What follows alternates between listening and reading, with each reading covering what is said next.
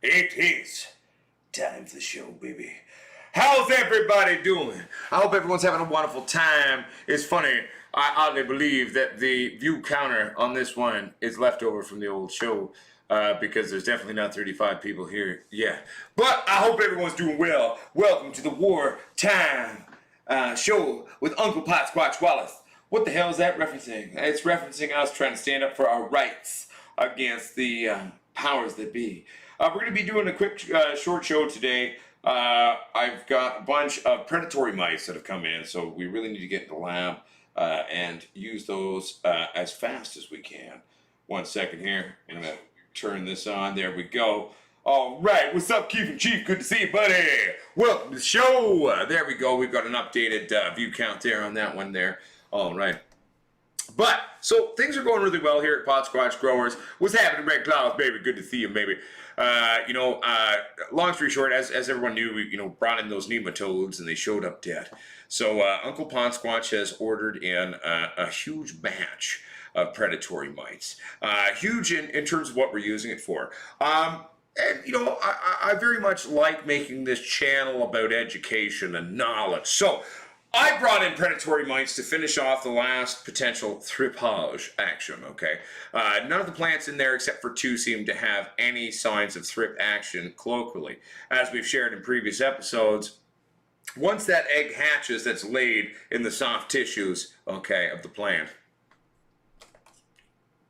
it hatches.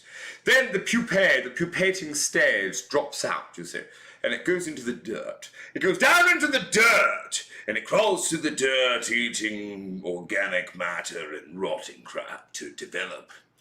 And then once it develops, it does eventually go up into the plant. Now, typically you won't see thrips ever develop to a point inside, unless you're really not doing anything, to where they will have their wings develop. But where do predatory mites come in? Well, one, they will eat all those pupating stages, okay, of the thrip in the soil. That's what we're doing. A lot of the recommendations in terms of using predatory mites will say like, hey, this is not good for actually trying to get something under control very quickly or this, that. Well, that's based off their numbers. What are their numbers? Well, classically, when it comes to predatory mites, one would prescribe for general maintenance, maybe about 25 predatory mites per square foot. We're using a 5-gallon bucket, which is roughly, give or take, roughly a square foot there on the top of the soil, which is where they're pupating, you'll see. So they say, well, when you're fighting an infestation, right, you should times it by 10. We don't have an infestation. We just have the last tail end smidgen of them. So basically, I've ordered in enough to put in roughly 1,250 mites to a bucket. The times 10 recommendation would put that at about, 250 or so. So I'm basically doing a lot more than that. And why am I doing that? Well, I don't fuck around, So we're sending in a very hardcore crew of predatory mites, you see, into these buckets to then therefore fuck up the last attempts of the comeback of the thrip, all right? But anyway, let's get back to here and we'll say hi to everybody. What's up? Keith and Chief from Red Cloud said hi to you. Hi again. What's up, Gregory? Good to see you, baby. How you doing? Rock and roll. Keeping it sexy. Rock and roll. What's up? I'm on probation 11. Good to see you, buddy. All right. What's up, Visible Farms? Good to see you, baby. Rock and roll. All right.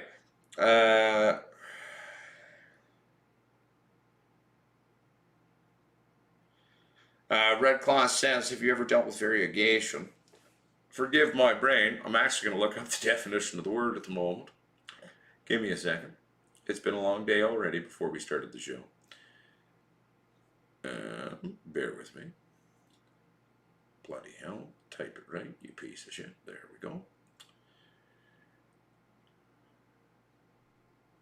Diversity of colors and actual transitions in terms of your leaf colorations.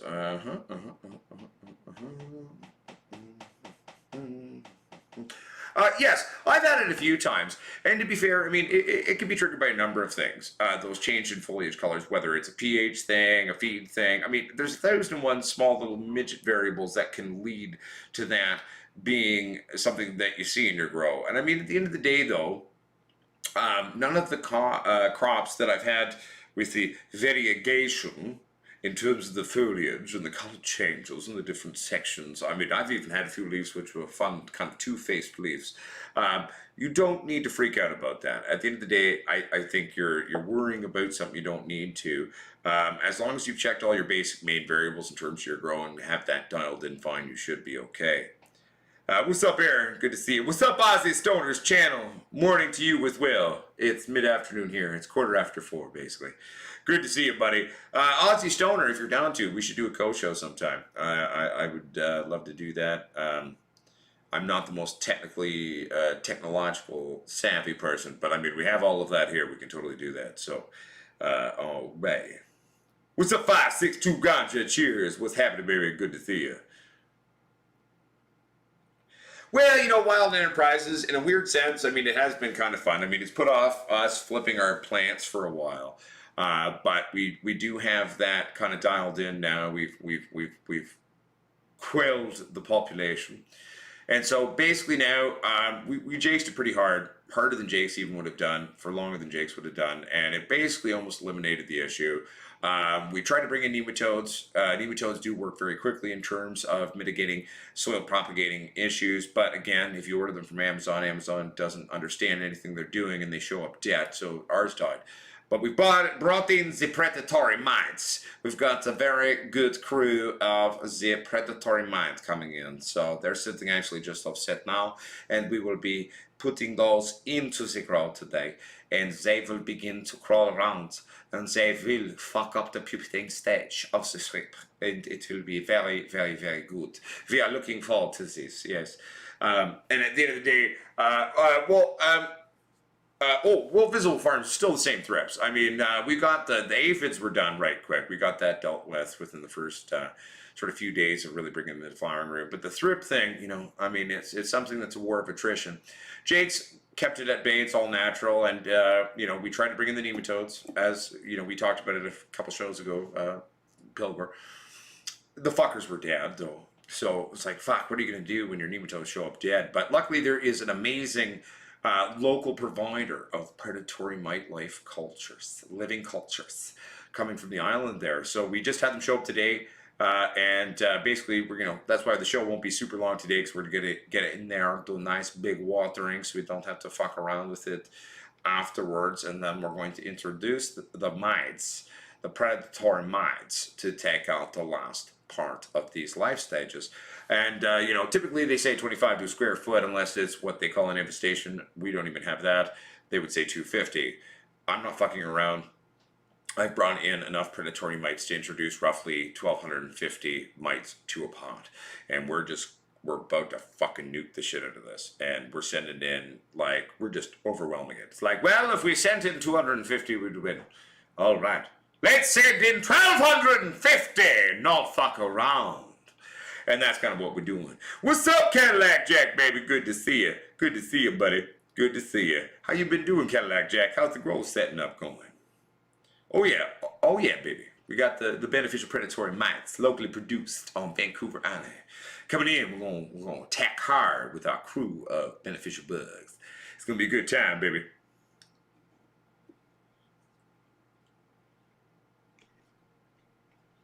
Mike Sparks, what's up? Oh, just starting the show, doing a quick show here, you know, trying to keep with our weekly schedule on the shows for everybody, as well as doing 1,001 things and all of that.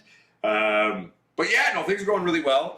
You know, tomorrow you'll get the 1 week of flower update video.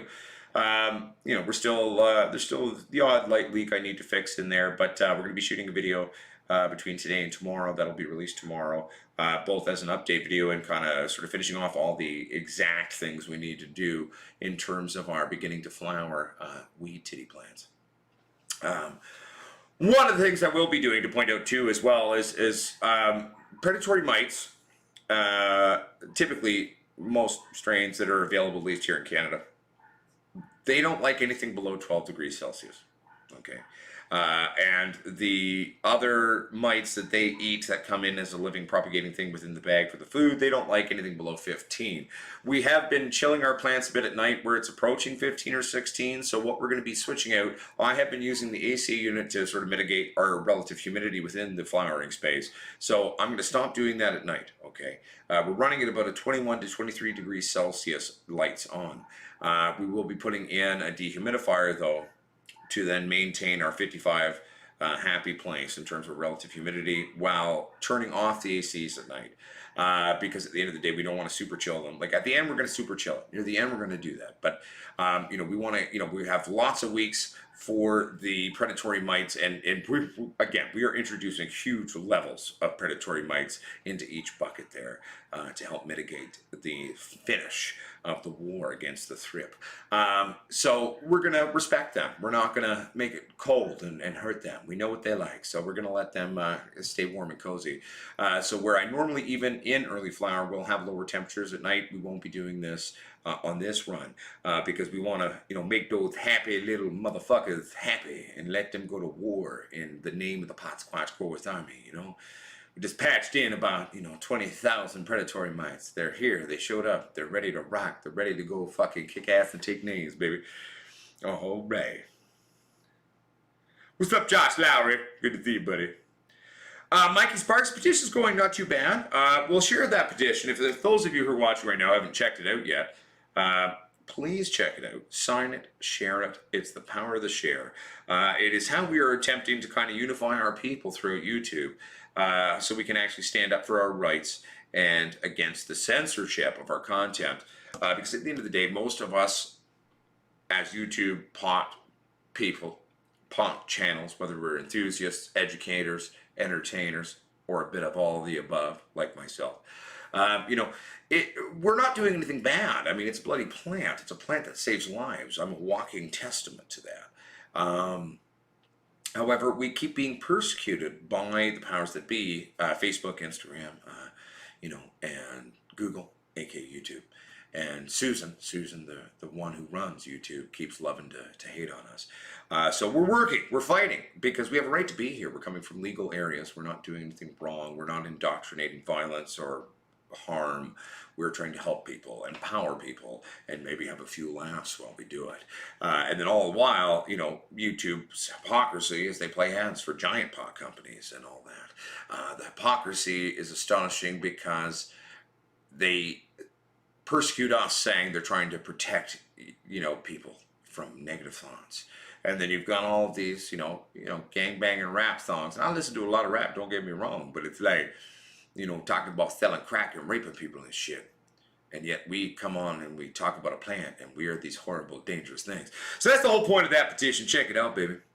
And, you know, and it is about coming together, right? Like how we stand against this and this censorship and control and the monopoly is to unify and to stand together, big and small, all over the world.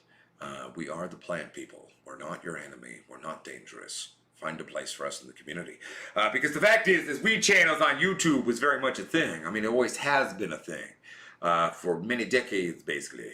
And it's just weird now that all of a sudden in 2021, almost 2022, we're like 1995 again. Doesn't make any goddamn sense to me, but, you know, it is what it is. 1 second here. I'm reading, playing catch up.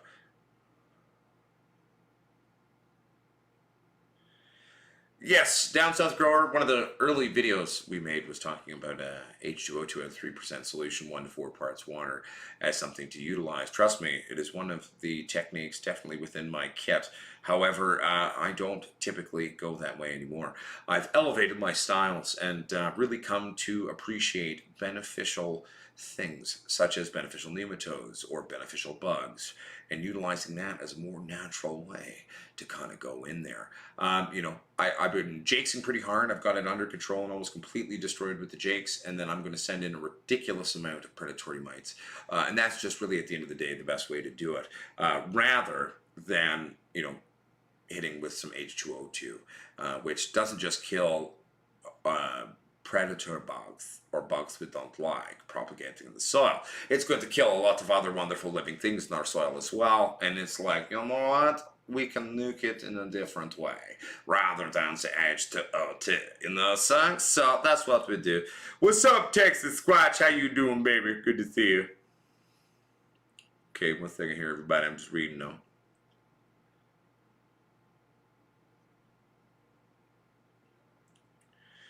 Ozzy Stoner, when you got time, let's do a video call. We can actually chat about that, maybe make a plan on as to the how and the what and the why and the how do we do this. You know what I'm saying?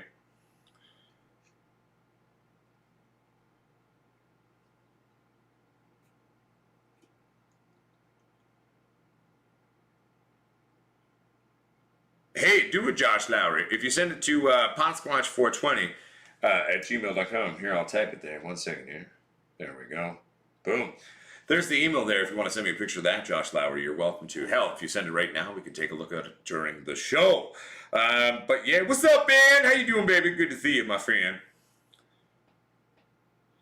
Ruxaholic says, I need to pack on girth to my buds. All right, so Ruxaholic, what we're going to need to do is address what is your setup. 1, what week are you in now? 2, what are you growing? 3, are you indoors? Or are you outdoors? With a bit more information, we can actually attempt to then, therefore, speak to your looking to make your wee titties stack. What's up, TK Trades? How you doing, baby? Good to see you. Rock and roll, welcome to the show. All right.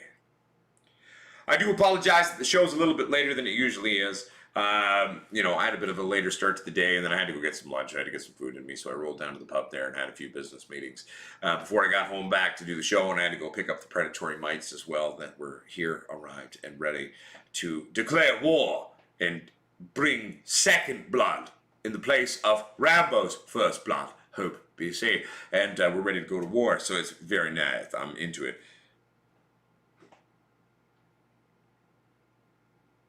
Ozzy Stoner says next week I shall be read to. Well, Ozzy Stoner, baby, like, I mean, fuck, I was more thinking, like, we'll talk in the next, like, 24 to 48 hours.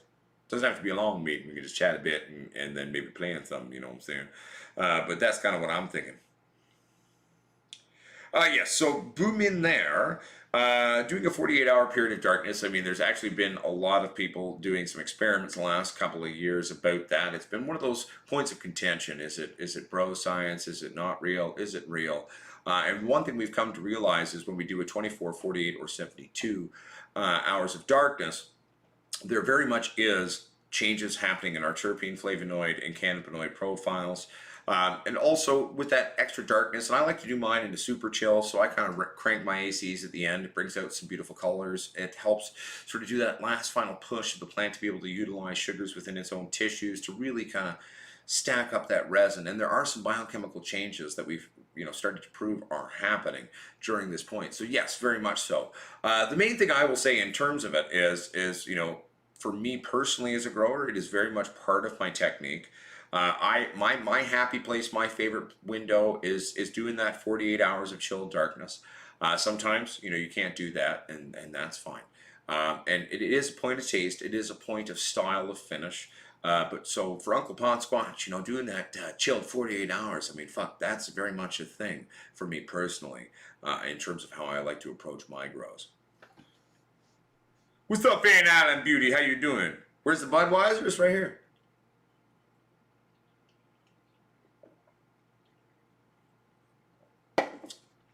All right.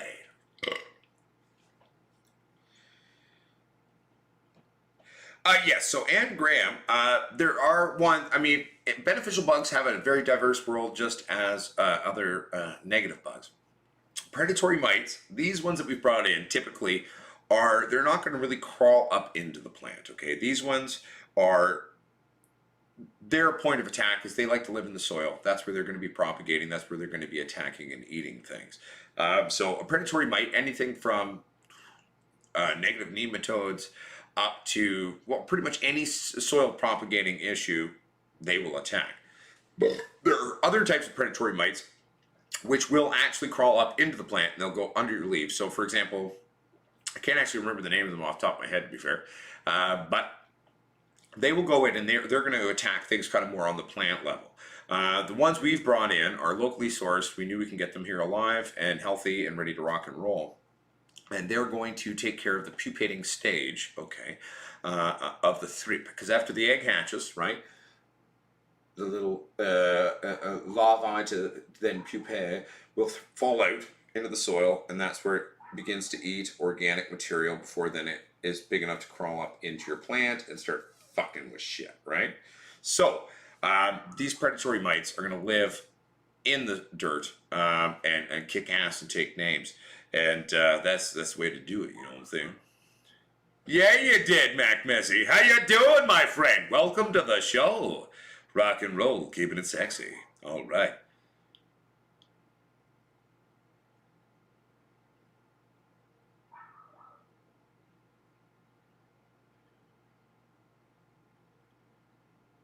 One second here, everybody. I'm just reading.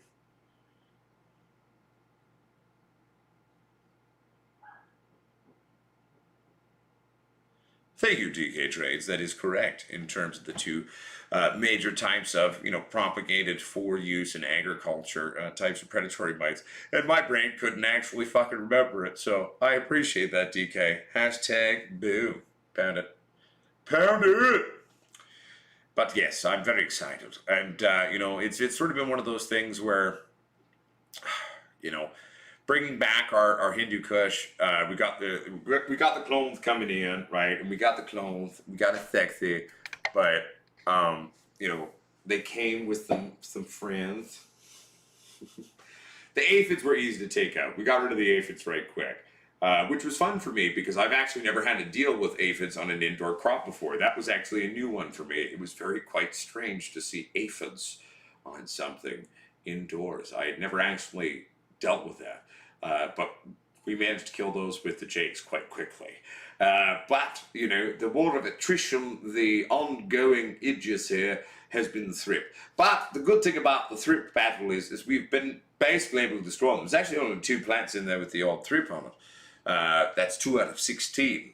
And really, at the end of the day, we send in those predatory mites into the dirt, and they're going to fuck that shit up, They're going to just rip those bastards apart. So it's a good time. And rock and roll. All right. Yes, Panda Cat, this is a true Hindu Kush from the old school days. An untouched, perfect genetic kept alive by myself and others around me for many decades. A true Hindu developed here in BC out of Indian genetics, out of the Hindu Kush range of the mountains, you say.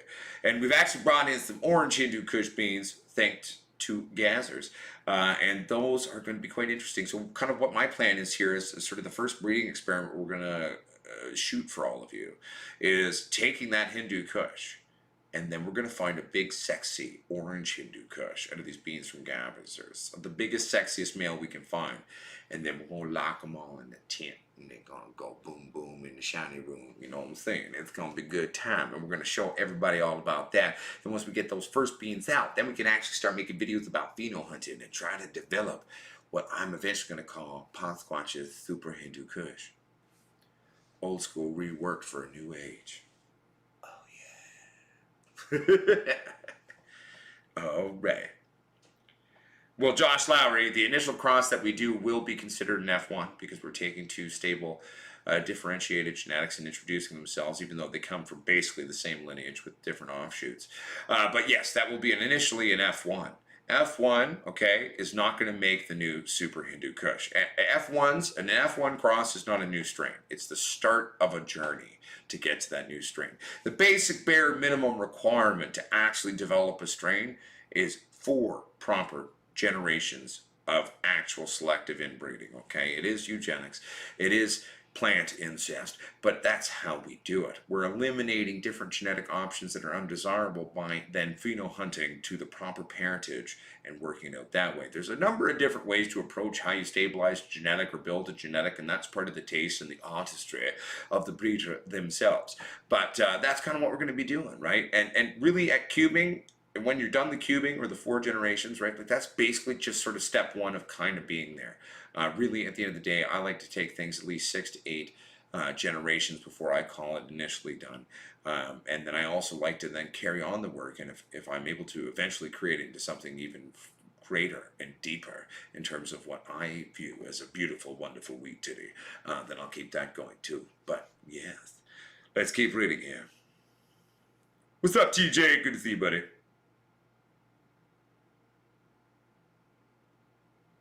What's up, proud little mama 420? How's country and heart feeling and yourself doing? Good to see you, girl.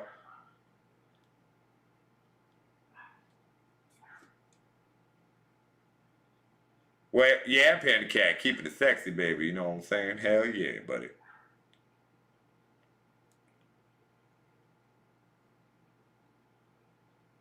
Hey, no worries, booming there.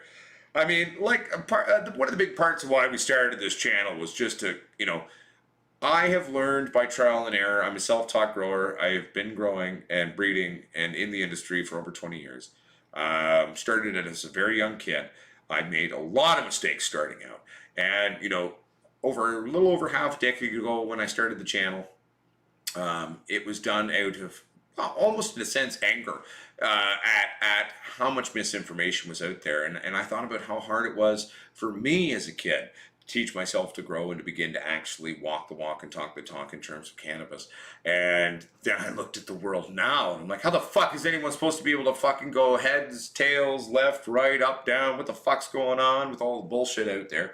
So, and that's what led us to starting this channel, to be able to help empower people and to at least get you to the initial place of where you can be educated enough to start to play and learn more and keep going. And I mean, as I often say, as one of the mantras of our views on growing cannabis is the true pot grower, the true cannabis grower is the forever student.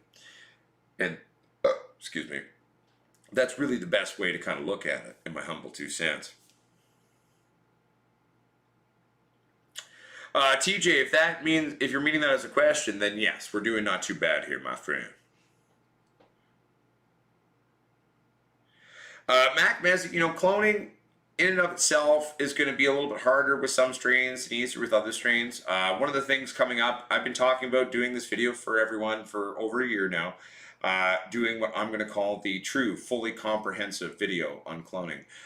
So we are going to be creating that. It will be coming out. I'll probably start shooting it the next week or so is my guess. It'll take me, a few weeks to shoot all the things I need to show all the different styles of cloning, but that's what we're going to do for everybody, is we're going to create Uncle Potsquatch's comprehensive true cloning video. We're going to be using powders, we're going to be using gels, I'm going to try to find a weeping willow and make my own rooting hormone. We're going to clone in water, we're going to use aquaponic cloning systems, we're going to do it in rock wool, we're going to do it in jiffy pucks, we're going to do it in dirt, we're going to do all these different styles, the same shit with the same strain.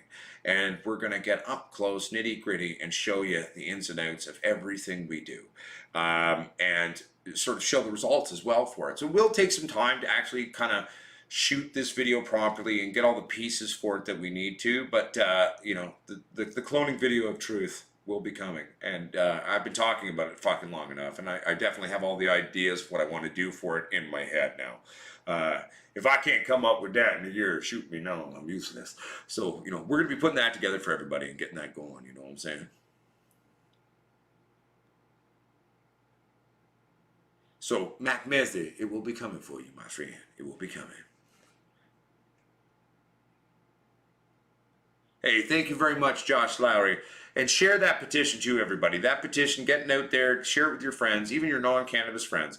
If we unite and we stand up as a people against the monopolies that are Google, that are Facebook, on all this content, our kind will eventually be allowed our quote-unquote place in the sun. And like I've shared before, the hypocrisy of all of it is stupid. Like, I mean, they have ads for weed companies and all this shit, but then, we sit here with our plants and talk about them, and now somehow we're like these horrible criminals that are somehow corrupting people's integrity and shit. It's fucked up.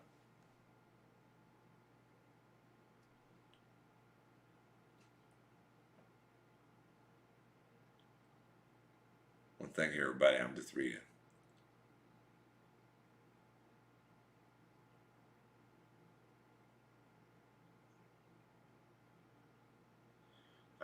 Brett Cloud, are you talking to someone else or to me? Because if you're talking to me, I do not follow. Do, do, do, do, do, do, do. To be honest with you, Jamie Morrow, not only is it quality, it's also quantity. I actually find with my dirt grows that I produce even more than hydro. Um, and at the end of the day, I produce higher quality with still hitting quantity, right? So yeah, no, dirt is my happy place. I've done it all. I've spent many a times dialing in all of them. I've run many different styles of grows over the years, but I mean, at the end of the day, I just keep coming back to being a dirty boy. I love my dirts, and really, at the end of the day, I find the best quality. Not to mention, you can, if you know how to do it, the best yield really inside too will come from dirt. And that's just sort of my happy place. And again, though, like I always say, there's 1,001 highways to the same destination. There's 1,001 ways to get to the same thing, right? And so, I mean, it is a point of taste, and that's why we as growers are a diverse community. We have our own styles, and we have our own end finished results and products, right? So that's a part of the fun, Oh shit, I will, Josh Lowry.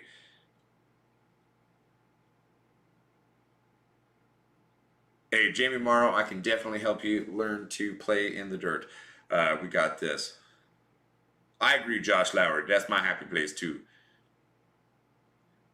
Mock drums, I do. Mock drums, I'm actually predominantly someone who's normally growing clones, keeping mother plants and doing that.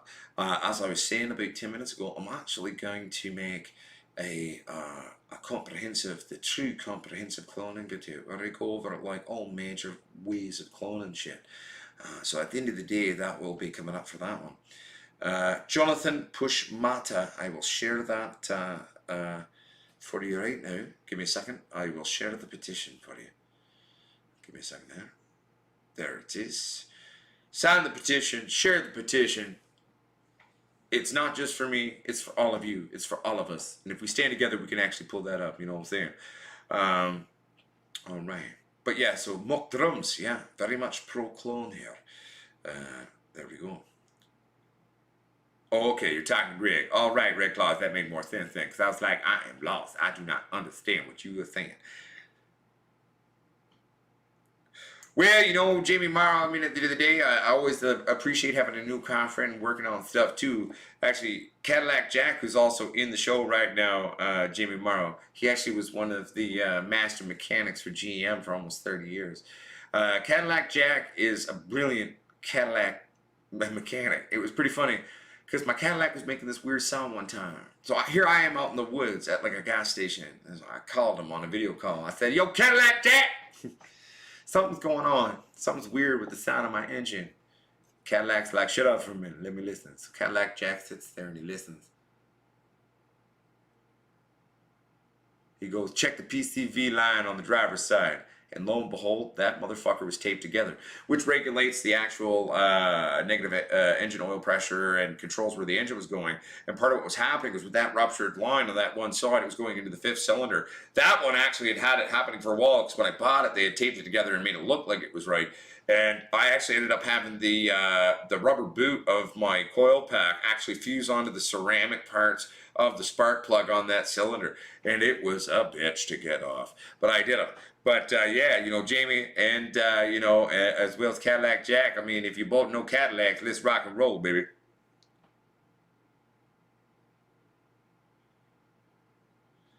I mean, Matrix Exposing Truth, I mean, you can call yourself a pot addict, and that's okay. I would say, typically in my mind, though, however, speaking of it that way is more of a function of a sociological demonization of it, and at the same time improper usage and improper self-medication, okay? So if you feel right now that you're using cannabis in a way that is a self-medicating way that's actually harming you, then that's not good. But it is very possible to be a cannabis user both for medical and recreational uses and not have it be an issue.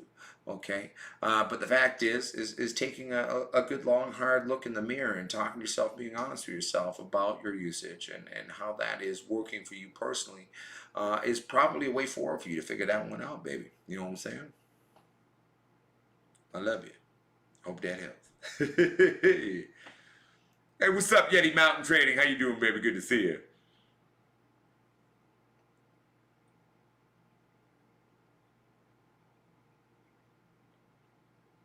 I'm just reading, everybody. Bear with me.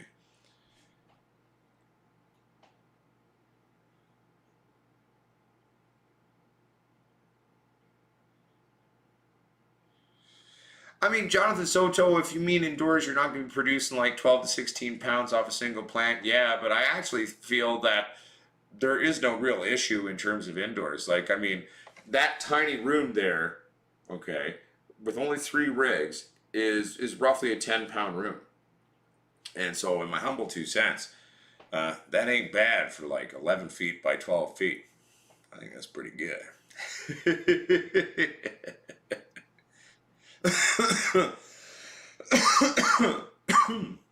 Plus, we're also producing quads, baby.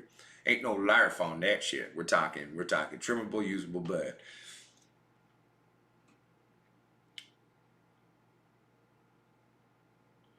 Yeah, I mean, I've got a number of old tie genetics. I've got an old school lemon tie. Shout out to Sasquatch Cannabis Smoke Co. for, well, basically, our close friends at Sasquatch Cannabis Smoke Co. Basically had to sell their farm.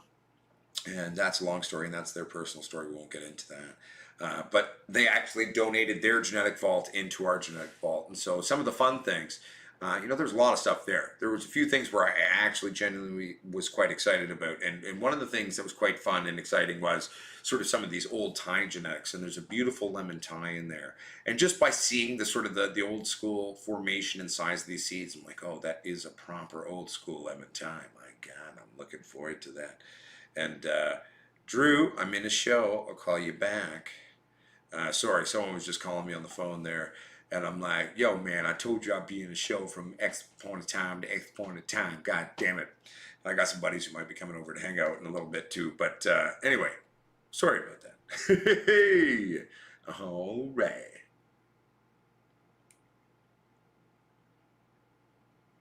That is pretty hot, Yeti Mountain Trading. That is definitely fairly hot. Make sure you do not take too much sun. Unless your body's good at sun. I burn like a motherfucker. See, matrix exposing truth, I would disagree in every way. I would say indoors beats outdoors in terms of flavor and smell every single goddamn day of the week. But again, I am biased. I'm an indoor grower. And really, outdoors has one use for me. And it's not smoking it. It's producing hash. It's producing dabs. It's producing things like that, oils. Outdoor cannabis is not something I smoke. I wouldn't smoke outdoor. Outdoor has no use for me to smoke it. But it very much has a use for me to produce it into something. But indoor, both in terms of potency, smell, taste, flavor and taste the same thing, but you know what I'm saying. Always is better and superior as long as you are getting it from someone who knows what they're doing. Outdoor is definitely the origin story of cannabis. It's a plant. It came from Mother Nature. As an indoor grower, we are emulating Mother Nature and doing our best to kind of recreate certain things while controlling the variables to give us a greater control in terms of the environment. But nah, man, I think outdoor is good for oil, hash, and dabs. It ain't gonna beat my indoor for flavor, smell, or taste or anything like that. And potency, well, fuck, don't even apply on that one. So, but like I said, I'm a little biased. Maybe I am an indoor guy, but yeah.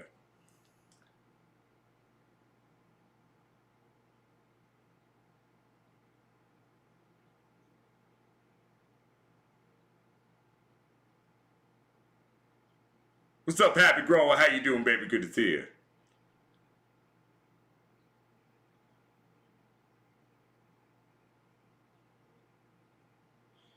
I mean, boom and air. I mean, I would say that a majority of the new people into the industry, for sure, struggle with that, whether it's big or small, of how to do it properly. But that, again, that's why the true grower is the forever student, and it's a lot of hard work. Like, it's not just planting a plant and trimming a plant. Like, there's so much that goes into producing a true high trip or quad.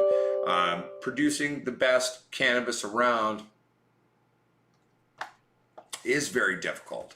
It is very much not just science, not just artistry, not just a holistic existence. It is attention to detail. It's a shitload of hard work. Like, it is a true artisanship.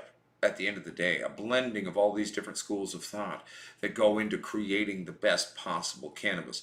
And this is for both, whether it's a medical application or recreational application. Okay.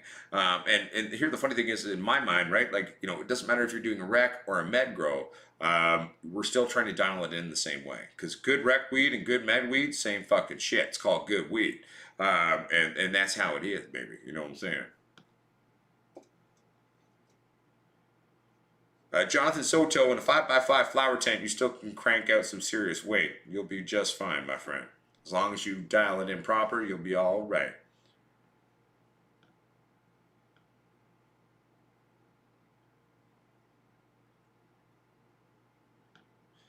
I mean, it's not really though, Yeti Mountain. Like, it's just about.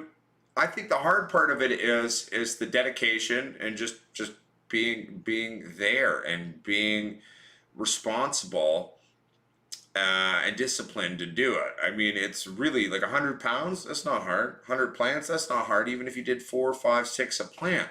It's about having the right curing containers, the right setup, the right environment, and then you've got to regulate properly. If you're worried about trying to burp all of it, do an auto burping system for exchange of gas off-putting and those, and you could totally set that up. Yes, does that have a bit of a cost in terms of setting it up? Yeah, but it'll run forever as long as you build it right. So I don't think it's really that hard to do properly.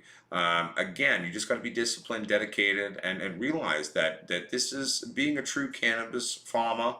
Is really a lot of work. It's a 7-day-a-week job. There are no days off. Okay, and it's a long, hard day. But if you love weed, if you fall in love with weed, that's how you do it. I mean, it's part of the way of life, you know, and getting in there with your ladies and working on it and loving your plants, your children, right? And I mean, that's part of it, right? Like, I mean, that's how it works.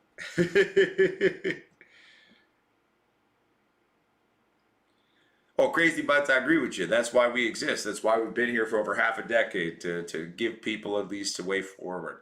At least in my humble 2 cents and thought on the ways of the weed today force.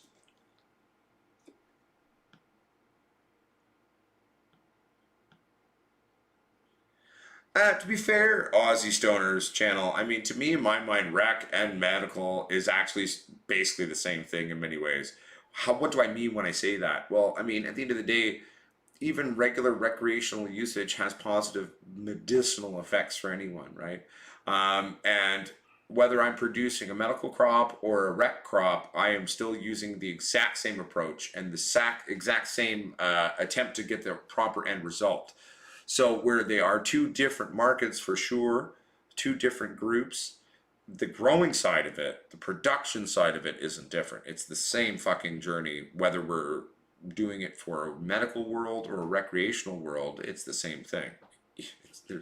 There's good and there's bad. You do it right, you dial it in, you get her done, you make a fucking proper actual quad. Vastly overused term. Most people who say they got quads don't. But you know, how I'm going to produce a quad med or a quad rec is no different. It's always the same journey and the same approach to it.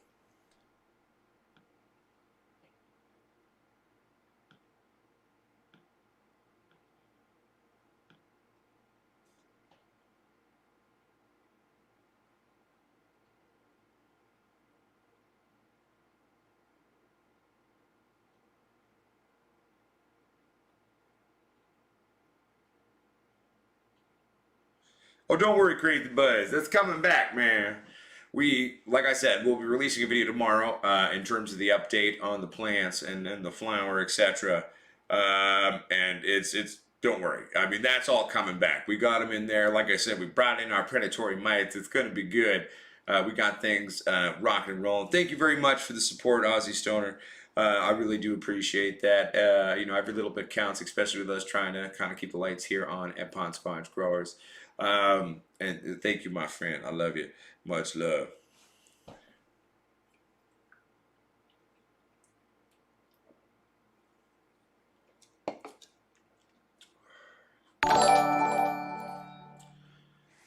Bring, bing, bing, bing. It's a little delayed, but then it happened. Bring, bling, bling, bling.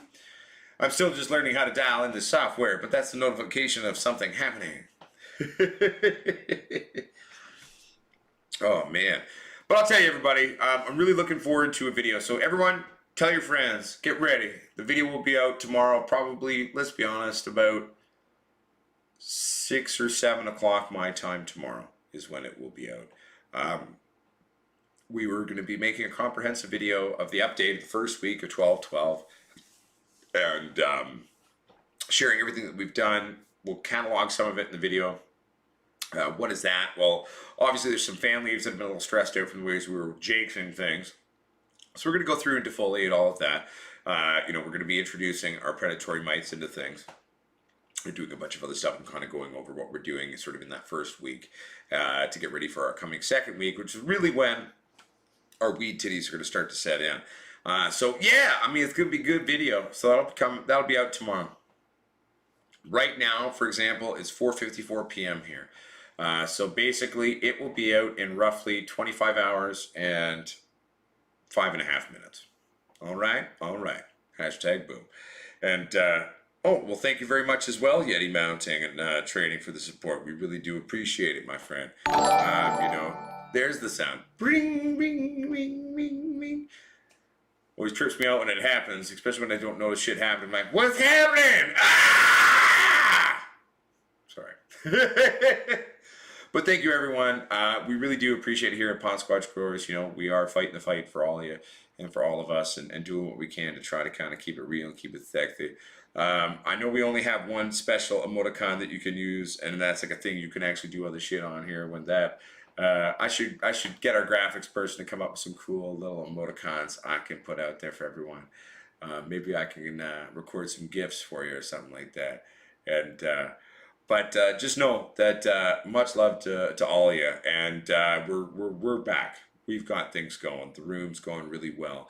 And, now we got those mites there to kind of finish off the thrip dancing and fighting and shit. It's going to be good. It's 1 a.m. there. Where are you from again, Eugene Dolan? Let's do some math. If it's 4:55, we'll call it 5 o'clock. 1 a.m., 5 to 8 would be about that. So it's about 8 hours difference, which would put you realistically probably somewhere in the middle of Europe, I would guess, Eugene. Is that about right? Something like that. Hey, no worries, Raw Power, at all. And we're gonna be keeping it going. We're finally back. We got plants going, and we're gonna be doing some breeding experiments really soon. We're gonna be popping new beans, and I'm feeling a lot better, and I'm kind of excited, really quite excited to kind of make some new types of videos for everybody as well, and kind of get back to sort of one of the things that made our channel, which was sort of exploratory pieces, how-to pieces, and just really kind of feeling positive and healthy, both me personally, but also the grow and our little company and our channel. And I just really, to those of you who are new, thank you for joining the crew and getting to know us. And for those who've been here a long time, thank you as well for sticking with us, even though it's I know it's been a bit of a odd journey, and but just know that I love each and every one of you. I really appreciate you so fucking much, and I'm honored to help all of you to learn the ways of the weed titty force, and I'm honored to wake up every day and do what I do. We've been on the internet for over half a decade now, and I don't have the words, I don't think. I know, right? I talk all the time. How do I not have words for something? But I don't think I really have the true words to share with all of you, new and old, what you've meant to me, and what our community that we've built together means. So really, I guess at the end of the day, I just say one simple thing is thank you. And please know I appreciate each and every one of you so very, very, very much. And you give a dumbass a reason to be a special dumbass. And I love you all, and I'm really excited, let's kick her into high gear here, guys. Get it? High gear. Double entendre. Maybe a triple on that one. But, you know, it's going to be sexy up here at Potsquatch Growers. We're going to keep it coming hard, hot, and fast for all of you. And, you know, and just know that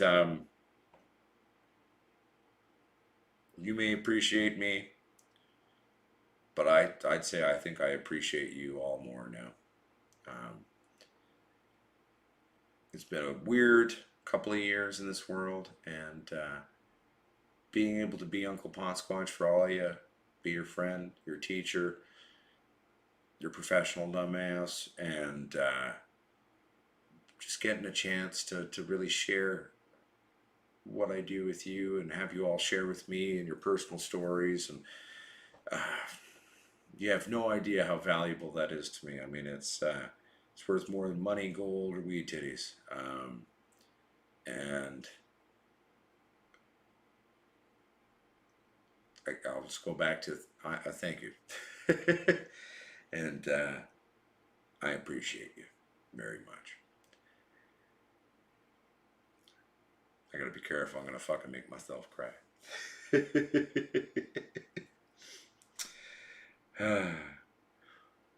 Well, everybody, you know, we're at about 50 minutes. I gotta go get these mites in there and keep working away and getting things ready for the video tomorrow for you. But remember, the true grower is the forever student. The true grower is not afraid to take risks. The true grower makes educated, stupid decisions. What does that mean? Well, one, we read things. We read, then more. We use our own critical thinking in our neurons to try to deduce whether something makes sense. And then, before we make our final declaration of our opinion on something, we go and try it hands-on. Remember, we learn more from our mistakes than we do from our successes. When you make a mistake, don't beat yourself up too much. A little bit, okay, help you learn, help you remember. But then, remember to look into what we learned and how we get better and learn from this. And this is some of the best information I can give to help you. Sorry, microphone, I didn't mean to headbutt you. I wasn't wearing my glasses. Very little depth perception.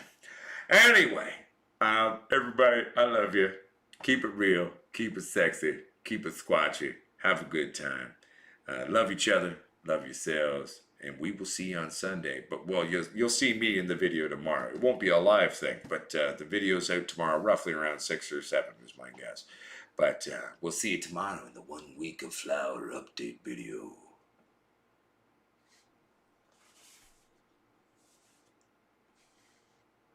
Peace out, motherfuckers. Word to your mother. Love you, everybody.